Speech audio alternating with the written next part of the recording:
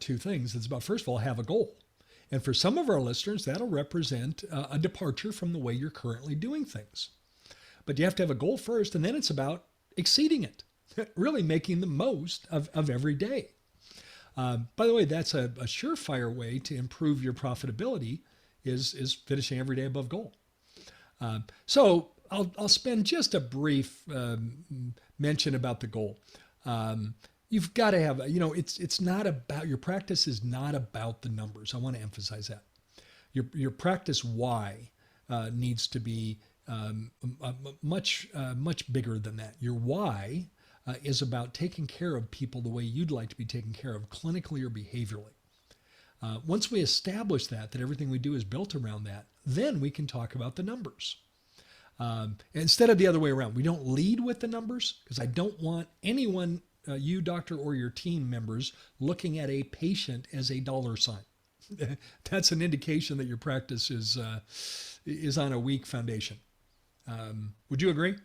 Absolutely, Gary. Yes. We don't want to look at it as just like when I go to one of my favorite restaurants, when Teresa and I go to a favorite restaurant, it's called Beckett's Table. It's here. Josh Beckett is the chef. He's a dear friend. And I know Josh doesn't look at me as a dollar sign. He doesn't look at Gary and Teresa as a dollar sign. He looks at us and, how in the world can I provide Gary and Teresa an awesome meal and great service tonight? And that's how I want you looking at your patients. But once that's established, then we have to have a goal. Because if we don't have a goal, we don't know how we're doing. And, your scheduling coordinator can't help you get there if she doesn't know where there is. And let's also recognize that a goal may be a moving target. I recently had a conversation with one of our office managers in my coaching program, and I said, what's the daily goal?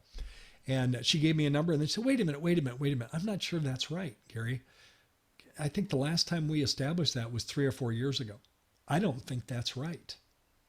So I said, well, I'm glad, first of all, thank you for your honesty. If that was 3 or 4 years old, it is not accurate. So, hey, let's talk with you and the doc about coming up with a relevant goal today. Can I share some thoughts around this, Gary? Please.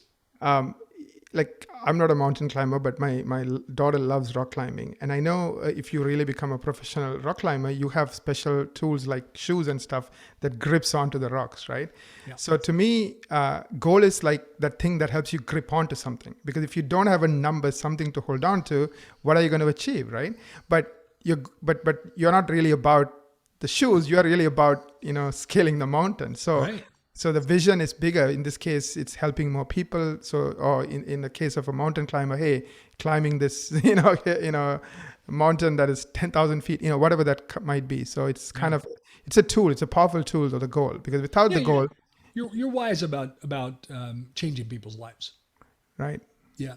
But once that's established, then we can look at numbers, because the numbers kind of are a way of a scorecard to see how we're doing.